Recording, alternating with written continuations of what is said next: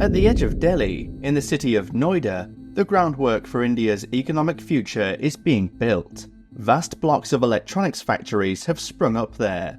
From a 1 million square foot Dixon Technologies plant staffed by about 26,000 workers, to a Samsung facility that's churning out 120 million phones a year. Approximately 1,900 kilometers from Noida, the city of Bangalore is one of the fastest developing cities in the world.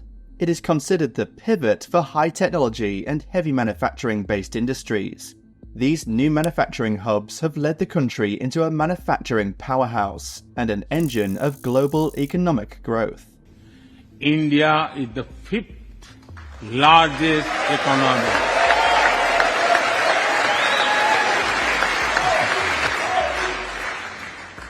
And India will be the 3rd largest economy soon. And already, we can see some signs that the plan may be working. Foreign investment is pouring in, the country's stock market is booming, and manufacturers are ramping up production. Aircraft makers like Boeing Inc. are taking record orders. Apple Inc. is scaling up iPhone production, and suppliers that have long clustered around the manufacturing corridors of southern China are following. So why is everybody so interested in India? Well, of course, one of the biggest reasons is simply that it's not China. That's because, while India's economy is speeding up, China's has been slowing down. With China's strained global trade relations, it seems India has a unique opportunity to overtake it as the world's largest contributor to growth. For all the optimism, India's $3.8 trillion economy is still dwarfed by China's $18.3 trillion behemoth, and economists say it could take a lifetime to catch up. Shoddy roads, patchy education, red tape, and a lack of skilled workers are just a few of the many challenges Western companies face when setting up shop. While the country has 167 billionaires, more than 129 million people still live below the poverty line. These disparities extend to the education system, where over half of the country's 5th grade students struggle to read at a 2nd grade level. India and China together contribute 40% to global growth, with China at 23% and India at 17%. But according to a Bloomberg Economics analysis, India could become the world's #1 contributor to GDP growth as early as 2028. This forecast is based on a baseline scenario where India's rapidly expanding economy is expected to outperform China's long-standing role as the top driver of global economic expansion. For the past 3 decades, China has been the most significant engine of global GDP growth. That made it a magnet for foreign capital and gave it greater clout on the world stage. Every big global company had to have a China strategy. But the so-called miracle phase of China's expansion is now in the past, as a property crisis intersects with growing Western concerns over its dominance of supply chains and advances in sensitive technologies. That's where India comes in. Now the world's most populous country, having just surpassed China with 1.4 billion people, India stands out with its economic growth, a rare phenomenon in today's world.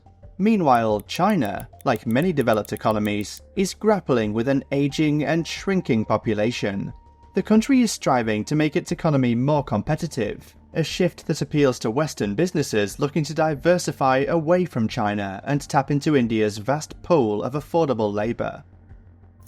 At the end of World War II, India and China were both impoverished countries with large populations. As recently as the 1980s, their living standards were nearly identical.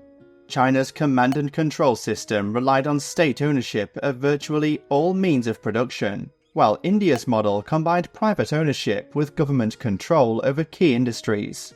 Neither system produced positive outcomes. In the early 1980s, China began implementing sweeping economic reforms, ushering in an era of spectacular growth.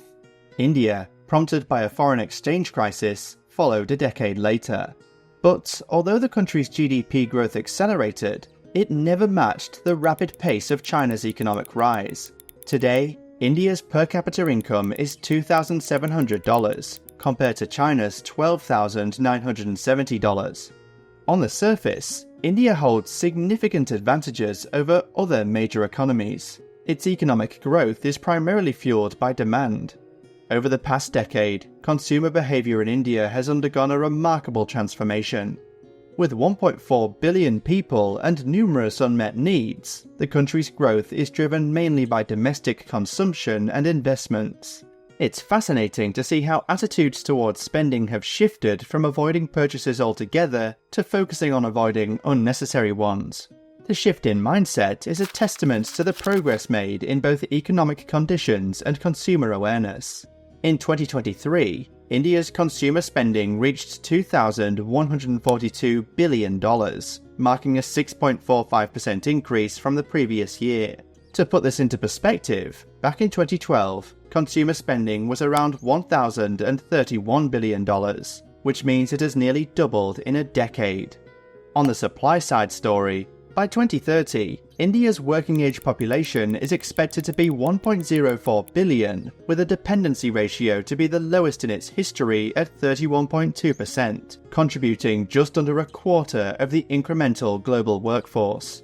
The working-age population bulge is expected to last till 2055. The Asian miracle was built on harnessing this trend.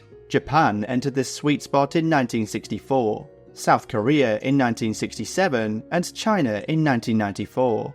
Additionally, India also has the largest pool of English-speaking STEM graduates in the world. India's financial markets are in a better state than ever before. With the China opportunities cooling, investors need alternatives, and India comes closest. The MSCI India Index is up 18% this year, compared to 2% for the MSCI Emerging Markets Index. Additionally, bank balance sheets are stronger, and credit markets are functioning well. However, India still has a lot of work to do, from modernizing its infrastructure to growing its workforce, to building out its urban centers. This is really a big and long-standing issue in India. India also lags behind China on several key metrics. For instance, the manufacturing corridors in southern China feature world-class infrastructure and highways. China is also renowned for its highly developed high-speed rail network, which took years of dedicated effort to build. And India has long struggled with issues like poor road quality and underdeveloped railroads. It also lacks sufficient airports and ports, critical infrastructure needed to attract foreign manufacturers. Although India is making significant investments in infrastructure, the country has been adding 10,000 kilometers of highways annually. Since 2014, the number of airports has doubled, and an upgraded railway system will feature new high-efficiency freight corridors connecting India's economic centers. In addition, one of the most remarkable changes has been in digital infrastructure. With 881 million internet subscribers, India has the second largest internet-enabled population in the world, trailing only China's 1.05 billion. Building on this widespread access, India has developed a digital public infrastructure that is being studied by other countries. This model combines a population-scale unique identity system, a seamless digital payments interface, and a data management system that allows citizens to access essential documents online, such as tax records and vaccination certificates. These advancements make public services and credit more accessible to a broader segment of the population. As a sign of this transformation, India now leads the world in digital payments, surpassing China by a significant margin. Remarkably, the volume of India's digital payments exceeds the combined total of the next 4 leading countries. To see the kind of growth India wants, it will also have to drive up its labour force participation, which is currently among the lowest in the world. Only a little over half the country's working-age population was working or looking for a job. Rates are even lower for women. This is a huge problem because you need more people to be in the workforce if you want to generate growth. India suffers from high unemployment, and a very large share of its economy is agricultural. The fact is that India's workforce is undereducated. There are jobs in the service sector, high-tech industries, or even in the agricultural sector, but they fail to get jobs because they are low-skilled labour.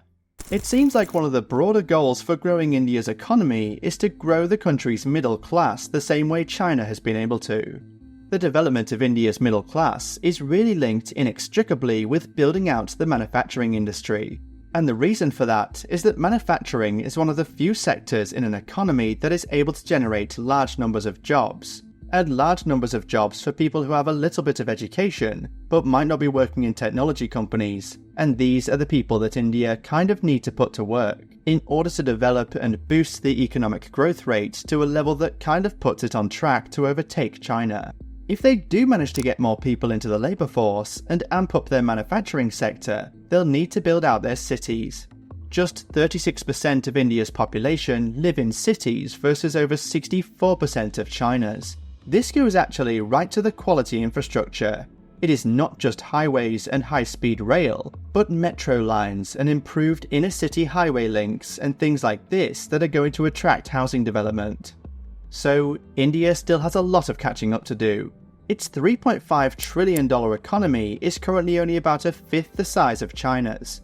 But India doesn't need China to slow down in order to advance. Economic growth isn't a zero-sum game, and China and India share strong economic ties. As a result, a slowdown in China isn't entirely beneficial for India in all respects. Many major manufacturers and multinationals, like Apple and Samsung, are moving into India, but a significant portion of investment is also flowing to Southeast Asia. Vietnam, for instance, has attracted substantial manufacturing investment from companies that might have otherwise chosen China. Similarly, Mexico has become a major recipient of this shift in investment. India is securing some of this investment, but it's often described as a challenging place to do business. There are numerous barriers to entry, including complex tax systems, and the machinery of government operates much more slowly compared to China, where, for better or for worse, one-party rule has managed to streamline the economy in a very rapid and swift way. The US can play a key role in India's ambitious economic growth plan. It views India as a partner, a country it can collaborate with, and one that shares some democratic values. A more economically vibrant India serves as a counterweight to China, which is increasingly the US's biggest global rival. Strategically, India represents a valuable partner for the US and offers significant opportunities for American companies to invest.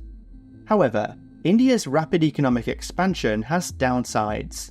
Taking China as an example, the environmental consequences of its growth are well documented, including severe pollution in cities like Beijing and Shanghai. Similar issues are now seen in many Indian cities, particularly New Delhi, which suffers from some of the worst air pollution in the world. This is one of the most obvious drawbacks of rapid growth, especially on such a large scale. In conclusion, India has the potential to overtake China as the world's engine of economic growth, becoming the largest contributor to global growth within this decade. There is a strong belief that India can assume this role as China's growth slows. For India, this means attracting more foreign investment, drawing in more global companies, and solidifying its position as a key player on the world stage.